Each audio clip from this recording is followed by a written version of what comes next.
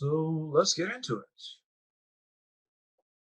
All right, I see Alondra. So Alondra, please put thumbs up if you can see it. Thank you very much, Alondra. Now, this is a picture I took camping, just like Kevin T did at Yosemite. I just pointed the camera, took 20-second exposure, and you can see the Milky Way, stars in the Milky Way. In fact, all the stars that you see here are in the Milky Way. It's just that we're also in the Milky Way. So imagine taking a picture of yourself, like a selfie, with thousands of other people in the stadium. And so here is the stadium. You see lots of crowds. You also see some people around you. So these are the stars around us. In other words, there's some stars above us, there's some stars below us. This is towards the center of the galaxy. So that's why we see the Milky Way as a Milky Way, because it's concentrated. Now this, what you see here, is the Andromeda Galaxy. So the Andromeda Galaxy is outside of the Milky Way. It's the closest major galaxy. It looks a lot like the Milky Way. So what you're looking at is approximately a trillion stars. So a trillion means 12 zeros, right? One with 12 zeros. That's how many solar systems basically that are there. Now, when we look at the stars here, you're looking at suns. You don't see planets here. You only see stars. There are 5 planets that we can see with the naked eye. Naked eye means without a telescope, without binoculars, without any kind of a instrument. So when you look up, you see lots and lots of stars. These stars are all suns, and most likely they also have planets. We don't know how many planets each one has, but we know thousands of them do have lots of planets. So it seems like it's teamed with planets, but we don't see them. So we see stars. These are all stars. What do we call stars? Why do we call them stars and not planets, right? What's the difference? Well, it turns out that stars are different because stars use energy from fusion, mostly from hydrogen to helium fusion. But some of them also use helium to carbon fusion. Some of them even use carbon and heavier elements fusion. But the sun does not. The sun just fuses hydrogen to helium, eventually helium to carbon, and then it dies. When it dies, it's going to become something about the size of the Earth. So it's going to become more than 1,000,000 times smaller, about the size of the Earth, and it won't generate any more energy. You'd be like a dead corpse. We call it a white dwarf. And the white dwarf eventually will become a black dwarf. And this black dwarf will be like a invisible object in the solar system about the size of the Earth. So if you come back to Earth in 6 billion years, you won't see anything. It'll be all dark. And the sun will be almost a black dwarf. Well, I guess it takes a while for it to cool down. All right, so we have big stars. When I say big, I mean massive. So big is kind of meaningless in astronomy. We say massive means a lot of mass. It's a big ball of gas. What kind of gas? We say plasma. Somebody's got their microphone on. Please turn off your microphone. So we classify these stars according to the surface temperature, which is basically color. If you're really hot, like 50,000 degrees, we call you an O star. You're also very, very massive, extremely massive, like 100 times, 200 times maximum the amount of sun's mass. So if you have 200 times the amount of sun's mass, you're going to be a very volatile star because you're making too much energy. So eventually you're going to lose some mass until you cut down on the mass and maybe go down to about 150 times the mass of the sun. So there's an upper limit as to what you can do to become a star. We call these the O stars. So the O stars are the biggest, most massive, and the baddest of all the stars. These guys make more than 1,000,000 times the light of the sun. So if one of these was in the center of the solar system, it will be fried to a crisp in 1 second. Then we have the B stars, not as massive and about the same color actually. So these are all B stars, very massive. And then the A stars. A stars are kind of whitish in color. So these guys are all whitish in color, and I call them Bob the Builders. Bob the Builders because O, B, and A stars are responsible for all the objects, everything that you see in front of you right now. Your monitor, your computer, your clothes, your body, your blood, everything that you see at one time was inside of an A, B, or O star. And your atoms were in here with my atoms. We met before. In fact, the possibility of my atoms meeting your atoms is 100%. Right? It's like we passed each other. And everybody else in the history of humanity has also passed you. So there you have it. These are Bob the Builders. The F, G, and K, and M stars. And by the way, remember the way we remember these is by saying O, B, fine girl and kiss me, or fine guy and kiss me. That's how we remember this classification of stars that are based on surface temperature, which means color. So the F, G, K, and M stars, I call them Mary Poppins stars because they take care of life forms. In other words, things grow in their presence. So because the sun is a G star, we've been growing life for billions of years. Look at all the trees that have been growing. Look at all the animals in the history of planet Earth that have been growing, right? So these guys are, to me, this is my classification. I call them Mary Poppins stars. So these guys make all the elements. These guys take care of life forms. To me, that's a plan that is preconceived and, is running perfectly. You could even form intelligent lives. I'm not sure about just any life forms, but it's possible that intelligent life forms, anyways, will form in the presence of these F, G, K, and M stars because they last forever. The O and B and A stars don't even last a billion years. And for life to form and become intelligent, you need long, long, long time, if the Earth is any indication. Now, what do these guys do? All these stars that I just showed you, what do they do? Now, before I get too far, let me tell you something. To me, if you look at human beings, there's two kinds of human beings. Normal human beings and freakazoids. Who are the freakazoids? Well, they might not even exist, right? These freakazoids I'm talking about, like Dracula. Dracula looks just like a human being, but is not a human being. He doesn't even have blood pressure, right? He doesn't have temperature. He doesn't have reflection, stuff like that. He's a walking dead. So there are some walking dead stars in the sky as well. And we call them things like red giants, white dwarfs, red supergiants, yellow supergiants, stuff like that. So these are normal stars. What do normal stars do? Normal stars make a lot of energy in their core by fusing elements, be it hydrogen or helium. They make a lot of energy. Why do they make a lot of energy? Because if they didn't make lots of energy, they'll collapse. They're balls of gas, so they have to make lots of energy to stay put. Otherwise, they collapse. They become black holes, or worse, they become white dwarfs, what have you. So the sun makes this energy in its core for 10 billion years, and then it starts evolving. And that's going to be the subject, my favorite subject on Thursday. That's when we're going to start. We're going to do the evolution of the sun, then the evolution of the more massive stars. And then that brings us to black holes, neutron stars, just exotic objects, the freakazoids. So we call them stars like white dwarf stars, neutron stars. Those guys are not real stars. Like black holes are not real stars. But that's what happens. Stars become black holes, neutron stars, and white dwarfs. So now, when the sun makes all this energy in its core, it transfers the energy to the upper layers. Eventually, they escape and they make all the energy that we see on Earth. The entire solar system is bathed in these guys. And so I will get into the interior of the sun and the atmosphere of the sun today. We'll finish it up. Some stars are not stars. Like we call them the brown dwarf stars. Brown dwarf stars are not stars.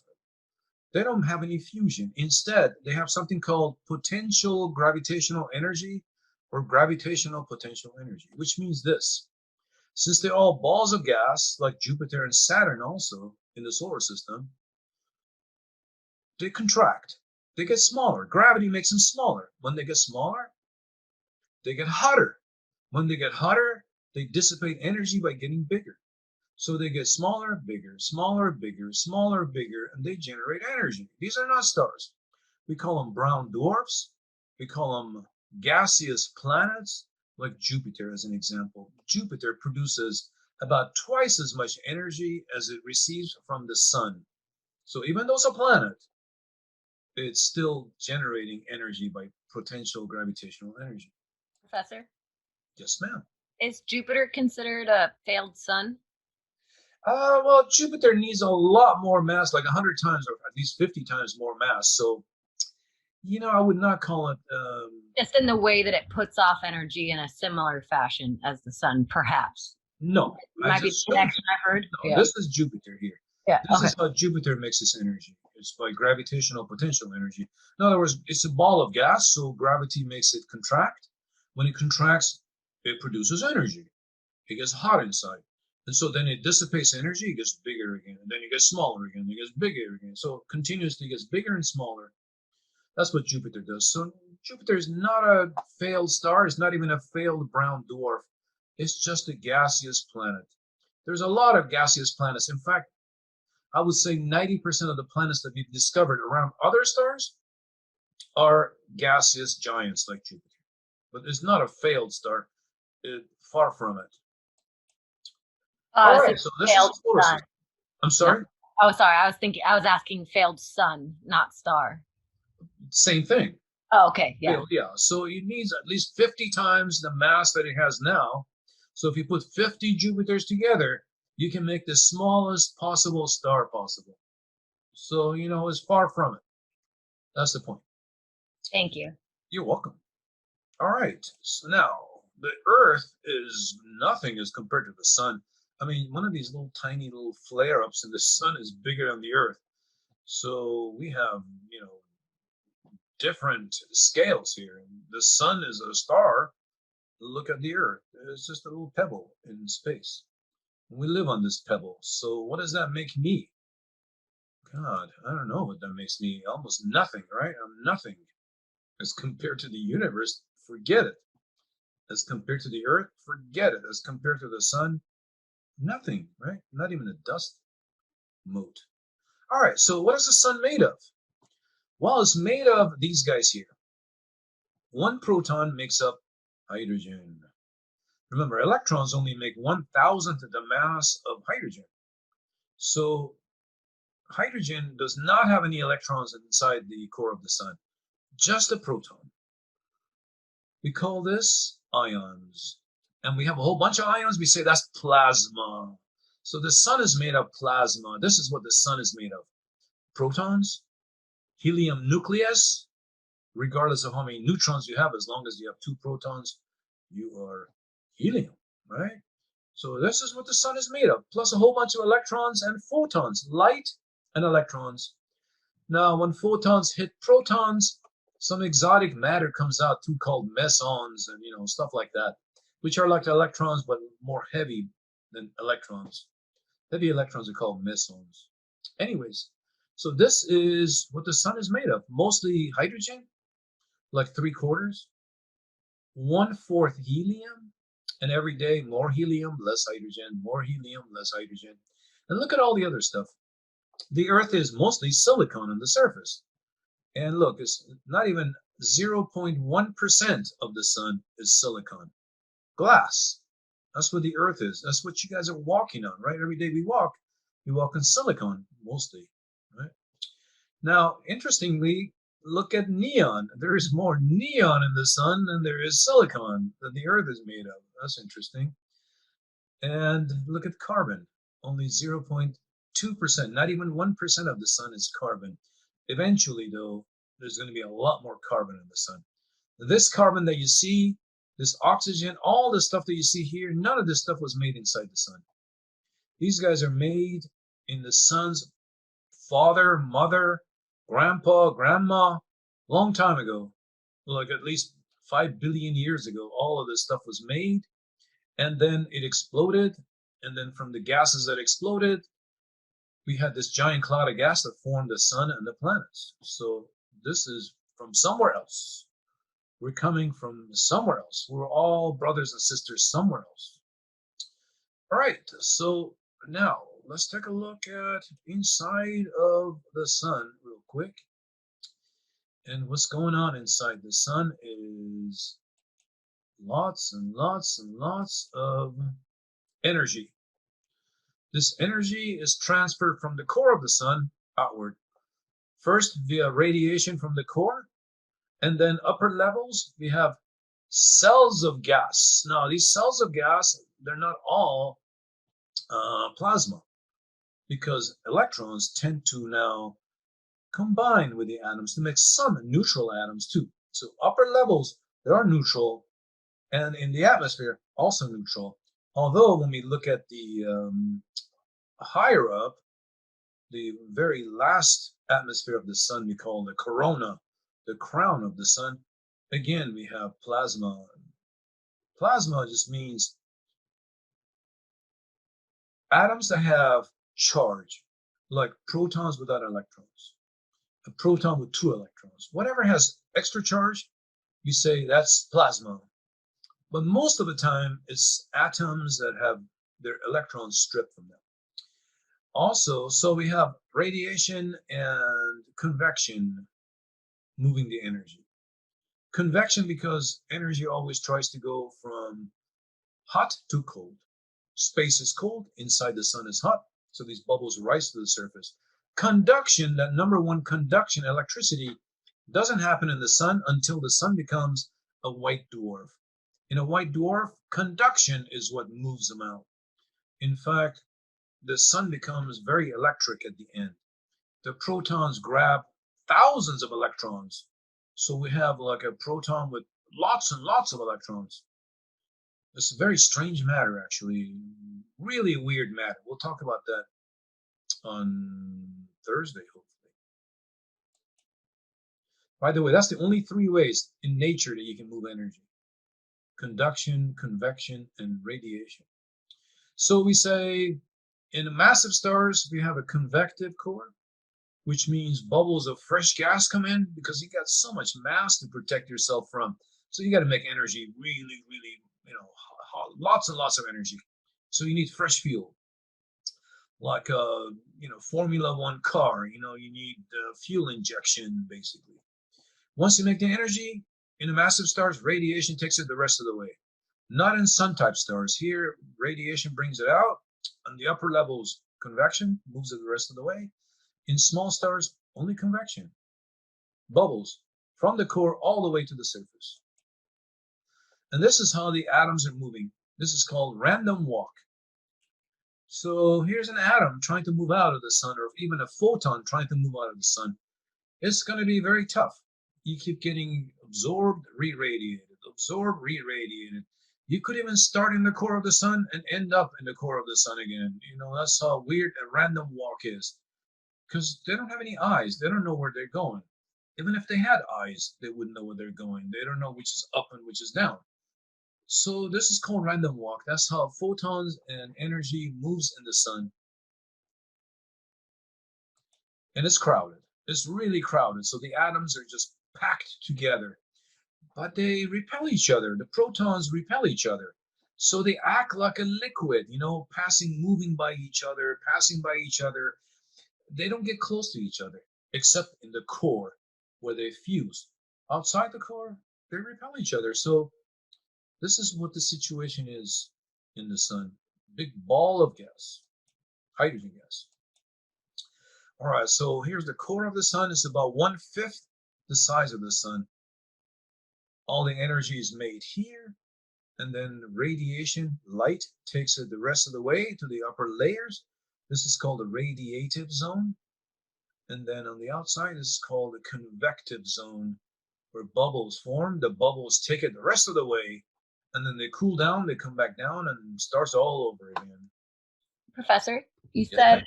outside of the core they repel each other. Within it they combine, or what was the word you used? Fuse. Fused. Thank you. Thank you. Yeah, Thank they you. fuse together. They fuse to make energy. Not all of them fuse, but millions of tons per second fuse.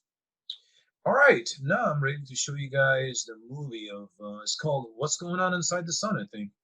Something like that. So allow me to share this little video with you guys. All right, Alondra, give me a, thank you. All right, I'm gonna shut up and I'm gonna watch this video with you guys. I wish I could make this video myself.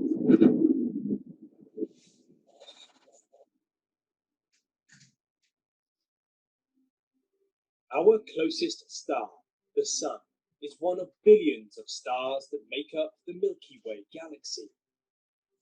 It lies at the heart of the solar system, bathing the planets with light and heat, which has allowed life to flourish in magnificent ways across the Earth's entire surface.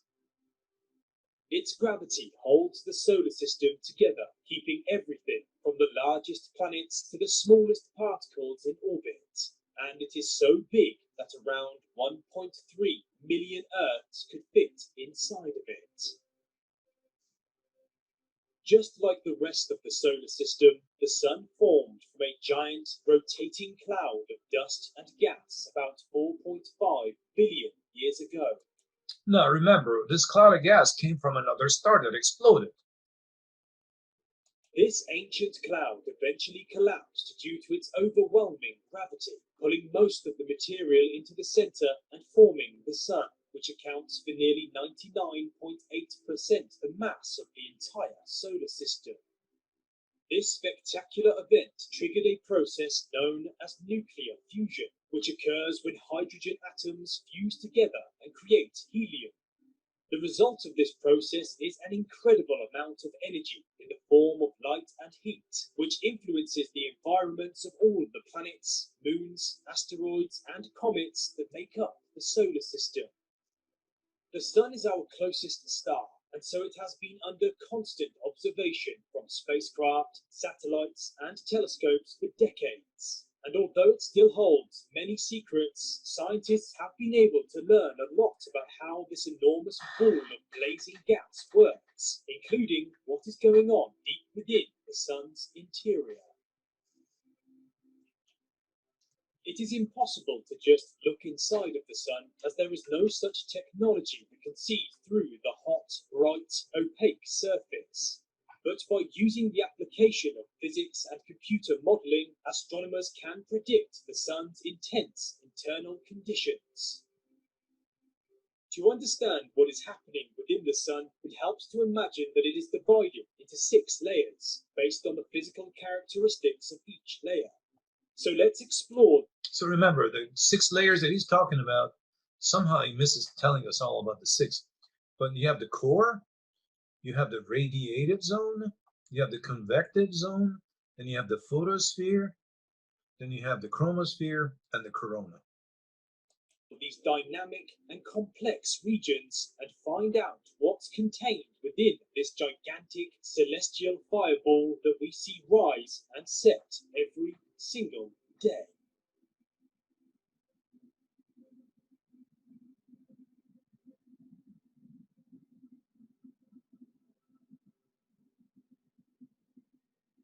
At the heart of the Sun is the core, an enormous nuclear reactor that is possibly 1,000 times the size of Earth. This is where nuclear fusion takes place, when hydrogen atoms violently collide and fuse to make helium under extreme pressures and temperatures. The energy produced here is what powers the Sun, and is where all of the heat and light that we see and feel every single day is created. The extreme temperature at the Sun's core can exceed 15 million degrees Celsius, or 27 million degrees Fahrenheit, and the energy that is released during just 1 second of solar fusion is said to be far greater than 1.8 billion nuclear bombs. The next layer is the radiative zone, a region where energy from the super-hot core is carried outwards in the form of photons or light units. This layer is not as dense as the core, but is still dense enough that photons bounce around and collide with nearby gas molecules over and over again. According to NASA, a single photon can take more than 100,000 years to travel from the core to the outer border of this strange layer and into the next region, the convective zone. Within the convective zone, the temperature drops below 2 million degrees Celsius, or 3.6 million degrees Fahrenheit, and the density becomes low enough that photons are converted into heat and carried outwards by convection currents. These currents are rising columns of hot gas next to falling columns of cool gas, which produces a rolling motion much like what can be seen in a pot of boiling water. We have now made it to a layer that we can see from Earth, the lowest part of the Sun's atmosphere, a region called the photosphere. The photosphere is sometimes described as the Sun's surface. However, it is not a solid surface like on a rocky planet, but instead a 300-mile or 482-kilometer thick outer layer of hot, opaque plasma. From this region, most of the Sun's energy that was created hundreds of thousands of years ago deep within its core can finally escape into space, and about 8 minutes later we can see part of it in the form of sunlight. The photosphere is considerably cooler than the Sun's interior, but it is still a blazing 5,500 degrees Celsius, or 10,000 degrees Fahrenheit.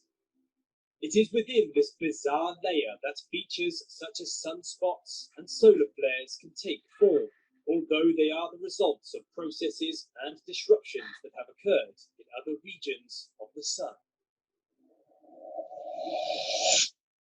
Above the photosphere is the chromosphere, a 1,250-mile or 2,000-kilometer thick layer of thin solar atmosphere that is riddled with jets of hot gas resembling a flaming forest.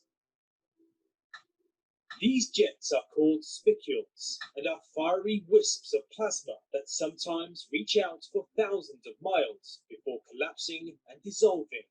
One of the mysteries of the chromosphere is that it gets hotter the further away you go, unlike the internal layers that become hotter the deeper you go. The outermost layer of the Sun is called the corona, which is Latin for crown, and is a thin, wispy part of the solar atmosphere. It extends out for several million miles and can only be seen during a solar eclipse or with special X-ray images. Just like the chromosphere, the temperature of the corona also increases with altitude, reaching a scorching 2 million degrees Celsius or 3.6 million degrees Fahrenheit. Currently, the source of this extreme coronal heating is still a mystery, although it is thought that the Sun's immense magnetic field could be playing a big part.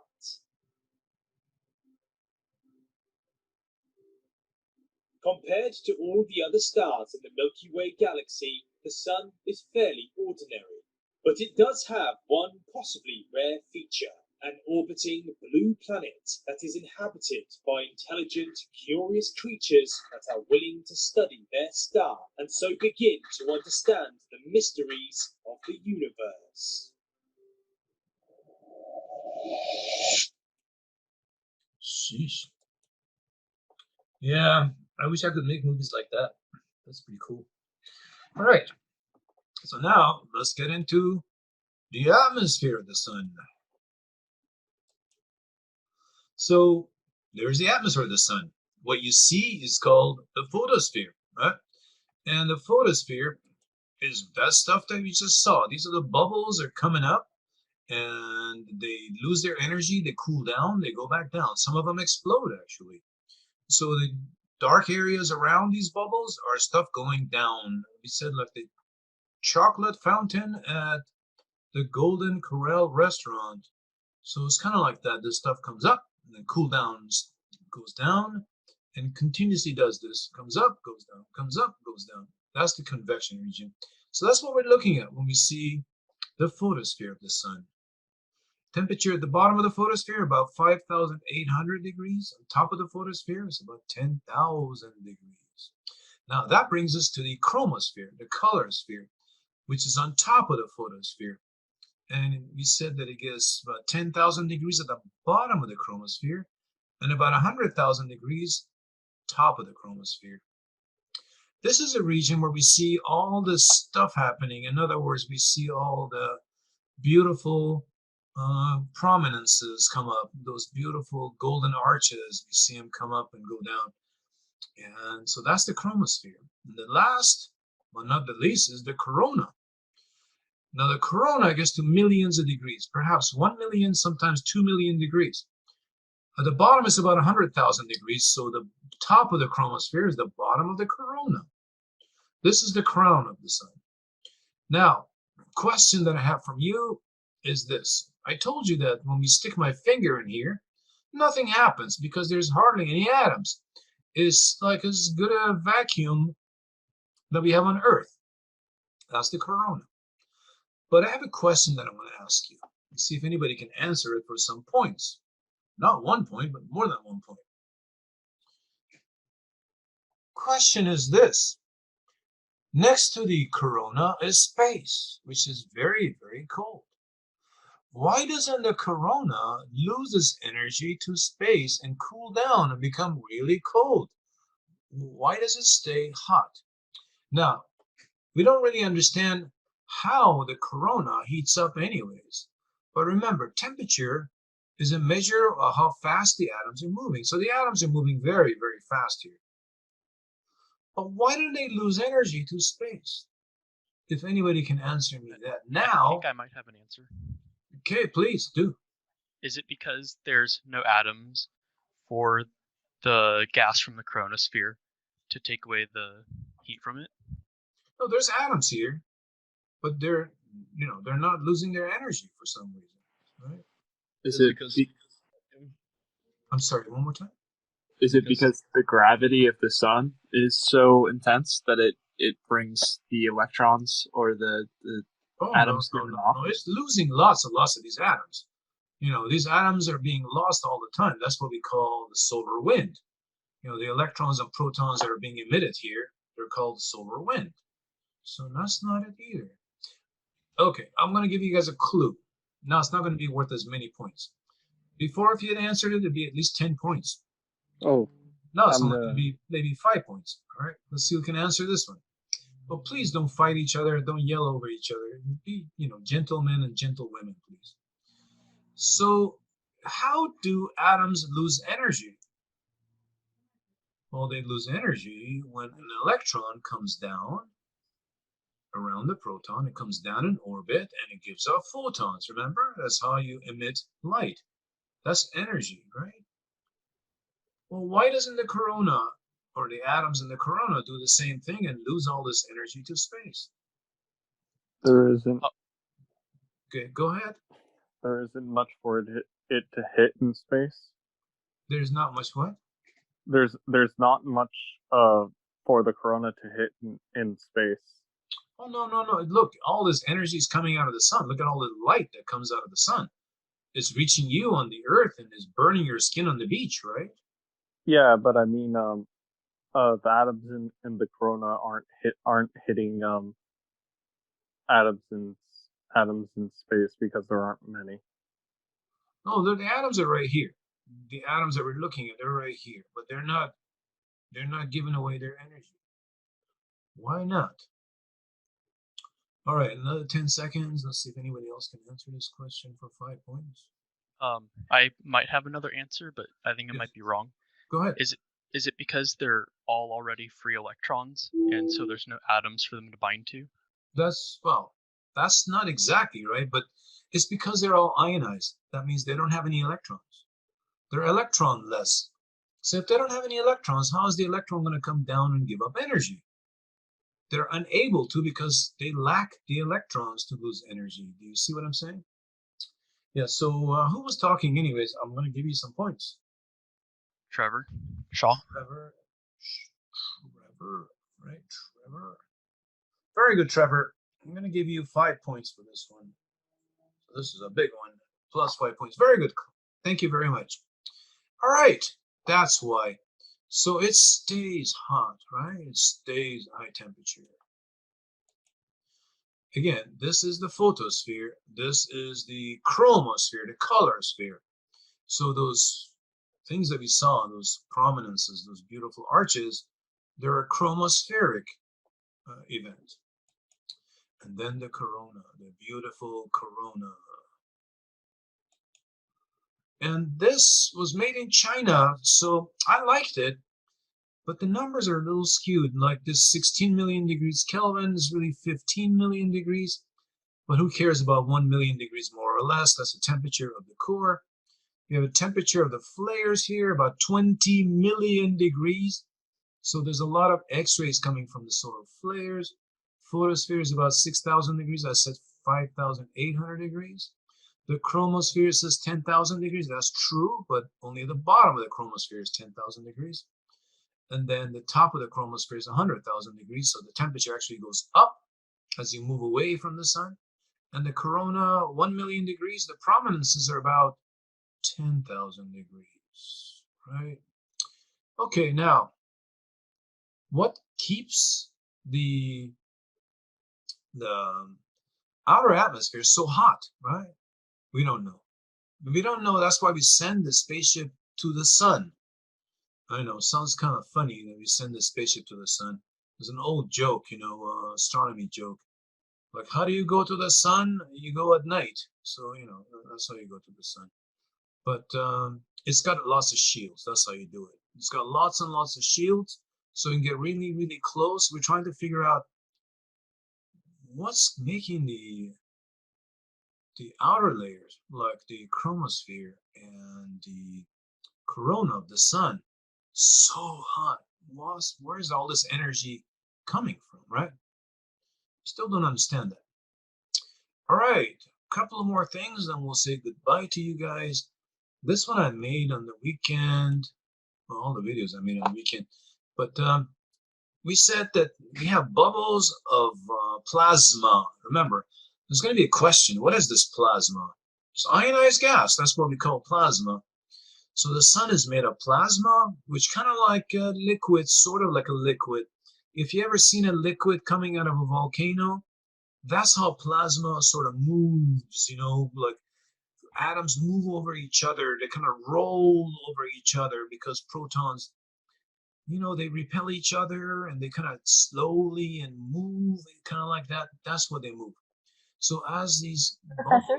Yes, ma'am. I'm so sorry to interrupt. No. So you said plasma is ionized. What was that you were just saying was deionized? Was that the correct? Plasma means ionized gas. That's the meaning of plasma.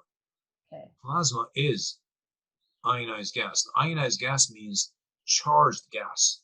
You can call all charged gases ionized gas, but normally we call the ones that are lost some electrons ionized gas, like protons without electrons. That's called ionized gas.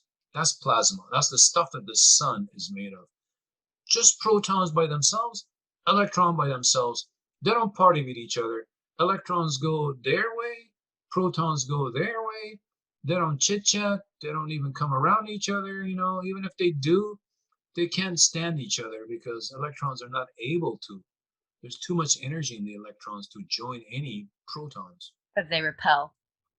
No, they don't repel. Electrons and protons, they don't repel. But, when an electron joins an atom, there has to be an available orbit. If they have too much energy, there's no orbits available for it to join. Even if it does, within a fraction of a second, it gets reionized. In other words, the electrons get popped again. Okay, I'm going to rewatch this and rewrite all that out. Yeah, the ocean of photons that are coming out, they continuously ionize any electrons that attempts to join a proton, like that. And then what was that gas I'm sorry, the question you asked, you said the answer was because they are deionized or non-ionized. No, they are ionized. What are we talking about? Are we talking about the The corona? previous picture with the corona. Yeah, Oh, yeah, the corona, they're ionized. the So we corona. have protons there and we have electrons, but they're not combined together. So the protons go fast. We say, well, the temperatures are high, but they're not unable to cool down because they lack electrons. When an electron in an atom descends, goes down, it emits light. If you watch those videos that I made on the atom, you can see there's quite a few of them that have electrons come down in orbit and then give up light. That light is energy. And so the atoms in the corona, they're unable to cool down because they lack electrons. Now I understand. Yeah, big dog, huh? Yes, thank you. Yeah, medium big. What's She's his like name? 5 Meatloaf? pounds. George, Sure. and she's a girl, and then I have Paul the boy. And I George and was Paul. thinking Meatloaf will make such a great doggy name, Meatloaf. I think that's a good name for a French or for one of those bulldogs, the little bulldog. Yeah, right. Meatloaf or meatball or something. Well, there's a singer named Meatloaf too. Yeah. Yeah, Meatloaf used to be a singer. I wonder if he's still alive. All right, so Great in that play. as the charged atoms, remember plasma, as plasma moves, it creates magnetic fields. So charged atoms, when they move, that's electricity. When electricity moves, they form magnetic fields. Remember, electromagnetic, that means electricity and magnetism. So moving electric field makes magnetic field. So these magnetic fields are just like a magnet, basically, right?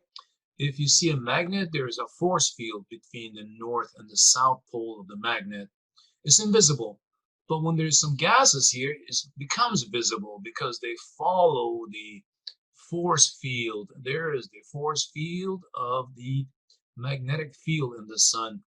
This is something we call prominence. So prominences are gases that get caught between the north and the south pole of the magnetic fields. North pole, south pole. Gases come up here, they explode. The gases get caught in the magnetic fields. They go from the north to the south. That becomes a prominence. So I made a little video for you guys here. Let's see. Yeah, okay, so now bubbles come up, bring the energy up. They explode. Gases get caught between the north and the south pole. Except at the base of the magnetic fields, it's much cooler. When these atoms get stuck there, they become what we call sunspots. So there's two sunspots here I'm showing you. One sunspot, two sunspots. Normally, sunspots are always in pairs. So there's a pair of sunspots somewhere. And this we call a prominence. Now, if I look down on the prominence, if I put my eyeball up here, and superimpose a prominence on top of the chromosphere, the color sphere, because the chromosphere is hotter, then the prominence does not appear to be very luminous. It becomes darkish. We call that a filament. So filaments are the same as prominences. Prominence at the edge of the sun. Filaments are prominences superimposed on the chromosphere. They're superimposed on the sun, so we see them as dark filaments. So filament, prominence, same thing, right? Just seen as different angles. All right, now there's a sunspot. So if I magnify this, you can see two sunspots. One sunspot, two sunspots. Remember, they're always in pairs. One sunspot, two sunspots. Professor, you said that they're not always in pairs; they're primarily in pairs. Right, because sometimes. I'm sorry, go ahead. Oh, if there's a sunspot on its own, there will be no prominence. Correct. Yes, there would be no. And that's the only difference. But can you tell me what happens, why we would get one on our own rather than in a pair? Yeah, well, sometimes the magnetic fields come out and they don't go back in. In other words, they come right on out. That's what the spicules are. You remember those spicules? They're just magnetic fields that just come right on out. They pierce the sun. So the gases follow them, but where are they following to? There's no coming down from the north to the south pole. There's no south pole. They then just soak back into the sun and go away? No, the base of it will be the North Pole, and then the South Pole is the top of it. Some of them just don't go back to the sun. They just come on out and they weaken up and they dissipate, basically. Got That's it. the end of the magnetic field. So here's a sunspot that we just talked about. And sunspots are about 4,800 degrees Kelvin. Remember, the surface of the sun, what we call the photosphere, is 5,800 degrees Kelvin. So from the angle that we're looking at the sunspot, it appears to be dark because it's silhouetted against the 5,800 degrees Kelvin photosphere. So it appears dark. But if I take this sunspot and I stick it in space like I did here, then it'd be glowing. It's luminous. The only reason it's not luminous is because it's stuck on the sun. That's why it's not luminous. All right, so that's that. And next, we're going to do the rotation, and then we're going to say goodbye to you. All right, so the sun's rotation now. So the sun does rotate, but its rotation is called differential rotation. I've written it down in the next slide so you can see differential rotation. So rotation is different at different latitudes. At the equator, 0 degrees latitude, so about 24 days, once every 24 days, it goes all the way around, comes back like this. As you go higher up in latitude, as you get closer and closer to the North and the South Pole, the rate of rotation of the sun increases to about 35 days. So 35 days at the poles, at the equator about 25 days. If you average the rotation of the sun, it's approximately once every 28 days. So if you see a sunspot at the edge of the sun, you'll see it go around here in about 14 days. Right? 14 days on this side, 14 days on the other side, approximately. Galileo saw this, so Galileo knew that the sun was rotating. Now, this differential rotation, what it does is that it gets all the magnetic fields goofed up. So the magnetic fields are straight here. We say the north magnetic pole, south magnetic pole. They're lined up, they're aligned with the north and south rotational axis of the sun. But over a period of time, just a few years, the magnetic fields, because the magnetic fields are caused by the plasma, right? The movement of plasma. But because the sun is rotating differently at different latitudes, look what happens to the magnetic fields over time. It gets skewed, and it gets more and more skewed. Eventually, it becomes parallel with the equator of the sun. And as it becomes parallel with the equator of the sun, this is something we call the maximum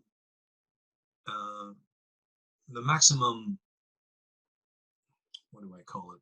The maximum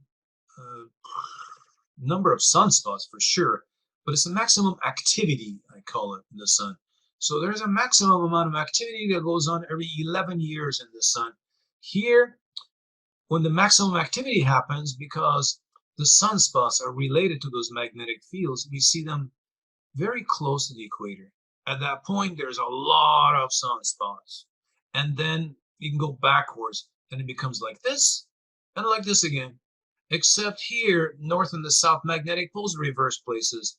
So south magnetic pole goes on top, north magnetic pole at the bottom, and then it keeps on going. So every 11 years, we go like this, and then back to this, and back to this again. So maxima, and becomes minima, back to maxima, 11 years.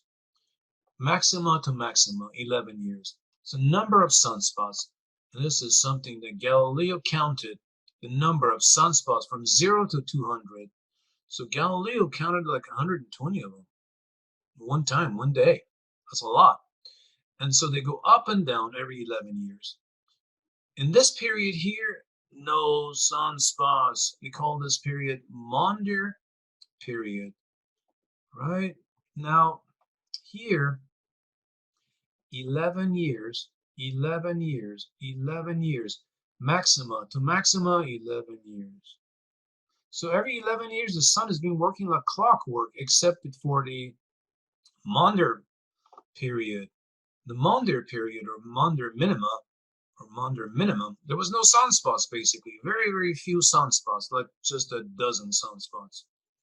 So that's a very strange period. Now, when that happens, the sun cools down, the earth cools down. So there was a period that the earth actually cooled down. The temperature of the earth went down. Right now, I would say it's a good time for the temperature to go down because of the global warming. So global warming can be, interacted with the Maunder, some kind of a Maunder period soon, then the earth won't be so hot anymore. Now, here's the thing. There's a problem that nobody talks about.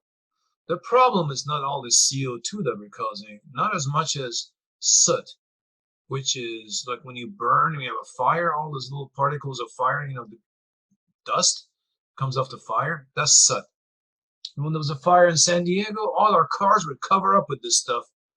It was back into 2000. Back then, it was a huge fire. So this soot goes into the atmosphere and makes the earth cooler. Right now, US, India, and China, they're responsible for this soot. This soot has been keeping the earth cool. And if it wasn't for this soot, the global warming will show itself much worse. So we're kind of lucky that we have this right now. By 2050, all the countries in the world have signed a piece of paper that have decided to, produce less carbon dioxide, which means less soot. If that happens, the Earth's global warming itself is going to show up much easier. So it could go up a few degrees in just a decade. So I don't know if it's a good thing or a bad thing. I feel kind of weird about this. In one way, we won't be able to breathe because of the soot, the garbage that we're breathing. And global warming, it's going to melt the ice caps and we're going to have water levels in the oceans go up and Florida is going to be underwater and all that. So, I'm not sure how to think about this or how to feel about this.